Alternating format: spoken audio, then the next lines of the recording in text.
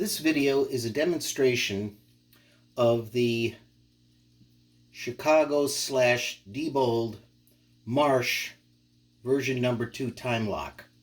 This time lock was originally built and designed by the Chicago Time Lock Company and released on the market around 1901, 1902. In 1908, the Diebold Company bought out the Chicago Time Lock Company and put their name on the dial. Otherwise, everything remains exactly the same.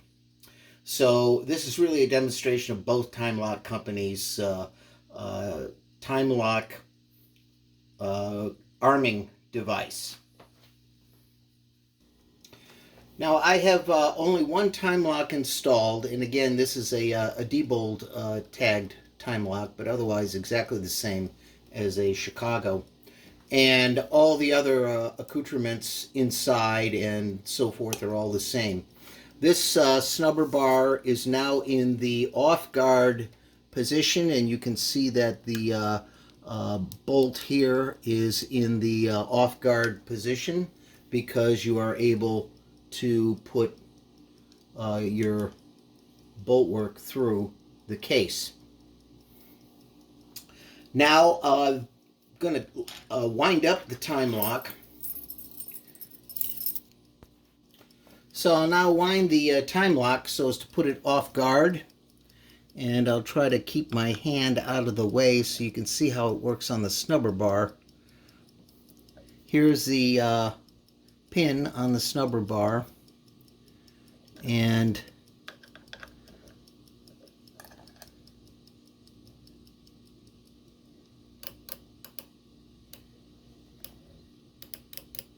I will say that it is a very strong spring that is on this. So now I've wound it up to about 4 hours, as can be seen on the dial here. And you can see that the snubber bar pins have moved all the way to the right. Whereas if they were off guard, if this thing had moved to 0, this tail piece here would push the snubber bar all the way across, keeping it disarmed. Now you can see that the lock is still off guard, even though the time lock has been wound.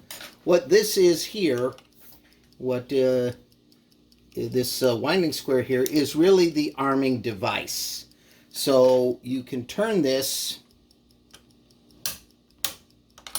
and now the lock is armed, and will remain so until this winds down to 0, which will make this tail move to the left. And I can just simply simulate that by pulling it that way. And that's how the lock is put on guard. Now what this allows one to do is to disable the time lock, that is to keep it off guard, even though all of the movements have been wound. And of course I've taken 2 of them out to show how this works. So if for some reason you wind it up and you say, well, I want to come back in 12 hours. I'm going to wind these time locks up 12 hours straight up in the early morning or whenever you know you're coming back in 12 hours.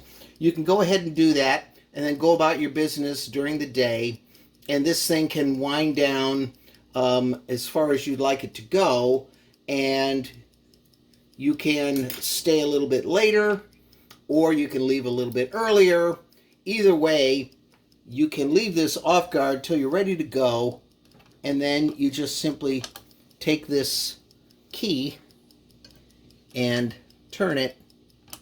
If I could turn it without blocking everything, and you now can put it on guard and then go home for the day.